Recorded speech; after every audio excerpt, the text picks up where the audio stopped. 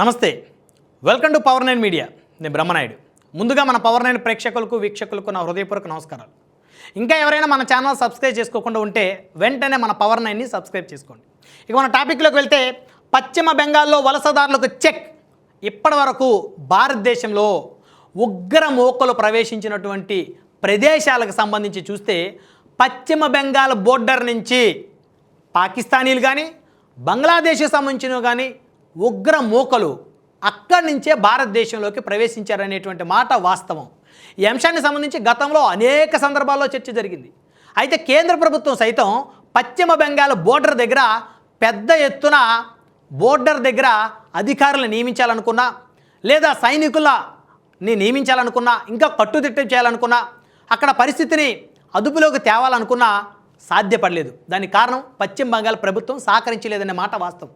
అయితే గతంలో జరిగినటువంటి ఉగ్ర దాడులు అనేకం గనక మనం అబ్జర్వ్ చేస్తే ఈ పశ్చిమ బెంగాల్ ప్రభావం ఎక్కువగా ఉందని చెప్పాలి. ఎందుకంటే పశ్చిమ బెంగాల్ నుంచే వలసదారులు దేశంలోకి రావటం మొదలుపెట్టారు. అయితే పశ్చిమ బెంగాల్ ప్రభుత్వంలో అప్పుడు ముఖ్యమంత్రిగా ఉన్నటువంటి మమతా బెనర్జీ గారు, ఆవిడ అందరూ దీదీ అని చెప్పేసి చాలా గొప్పగా పిలుస్తూ ఉంటారు. అయితే ఆవిడ హిందూయేతరుల్ని పెద్ద ఎత్తున ప్రోత్సహించింది, హిందుత్వాన్ని అణిచివేసిందని చెప్పుకోవాలి. పెద్ద ఎత్తున ఉగ్రవాదానికి సంబంధించినటువంటి ఆ వ్యక్తులకి శక్తులకి వారిని ప్రోత్సహించే వారికి దీదీ ప్రభుత్వం అండగా నిలబడిందనేటువంటి ఆరోపణలు నేటికి ఉన్నటువంటి మాట వాస్తవం. గతంలో పశ్చిమ బెంగాల్లో అనేకమైనటువంటి దాడులు హింసలు జరిగాయి. ప్రత్యేకించి హిందువులకు సంబంధించి అనేక మంది మీద పశ్చిమ బెంగాల్లో దాడులు జరిగినటువంటి పరిస్థితి. అయితే ఎన్ని దాడులు జరిగినప్పటికీ కూడా దాడి చేసిన వారిని కఠినంగా శిక్షించలేకపోయింది మమతా బెనర్జీ ప్రభుత్వం. కాబట్టి మమతా బెనర్జీ ఓడిపోవాలని చెప్పేసి దేశవ్యాప్తంగా ఉన్న హిందువులందరూ కోరుకున్నారు. ఇప్పుడు అదే జరిగింది. పశ్చిమ బెంగాల్లో మమతా బెనర్జీ ప్రభుత్వం కుప్ప కూలిపోయింది.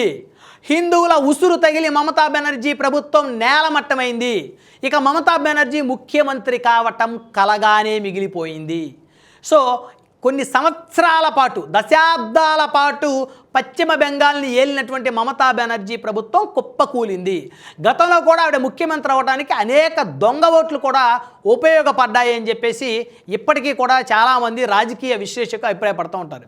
అయితే వలసదారులకి అక్కడ ఆ రాష్ట్రంలో షెల్టర్ ఇవ్వటం, వారికి ఓటు హక్కుని కల్పించటం, వారి ఓట్లతో మమతా బెనర్జీ రాజకీయంగా లబ్ధి పొందటం అనేది దశాబ్దాల కాలం నుంచి జరుగుతున్నటువంటి తంతు.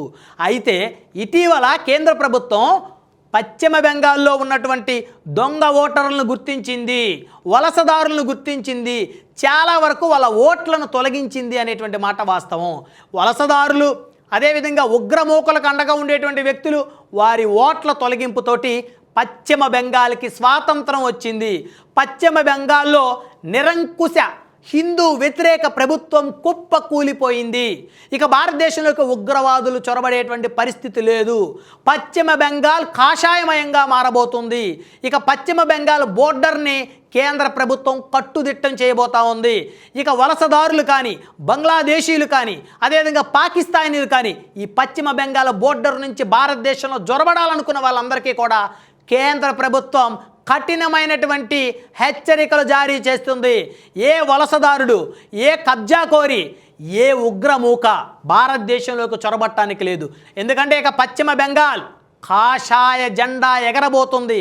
పశ్చిమ బెంగాల్లో కాషాయం రెపరెపలాడబోతుంది. పశ్చిమ బెంగాల్కి స్వాతంత్రం వచ్చింది. పశ్చిమ బెంగాల్లో హిందువుల ప్రాణాలకు స్వేచ్ఛ వచ్చింది. పశ్చిమ బెంగాల్లో హిందువుల ప్రాణాలకు రక్షణ వచ్చింది అని చెప్పొచ్చు. సో ఎట్టకేలకు పశ్చిమ బెంగాల్లో వలసదారులకు చెక్ పడింది. దీదీ ప్రభుత్వం కూలిపోయింది.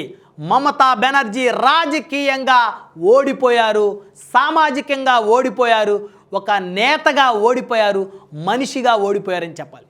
ఎందుకంటే దశాబ్దాల పాటు పశ్చిమ బెంగాల్ని పట్టి పీడించినటువంటి ఈ వలసవాద రాజకీయాలకు చెక్ పడింది, తెరపడింది.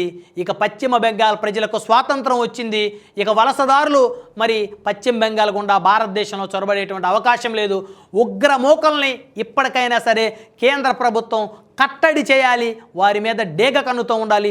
పశ్చిమ బెంగాల్ బోర్డర్ సరిహద్దు ప్రాంతాలు మొత్తం కూడా కట్టుదిట్టంగా మరి ఉండాల్సినటువంటి అవసరం ఉంది. కట్టుదిట్టమైనటువంటి భద్రతా చర్యలు ఏర్పాటు చేయాలి. ఒక్క వలసదారుడు కూడా ఇతర దేశాల నుంచి మన దేశంలోకి చొరబట్టడానికి వీల్లేదు.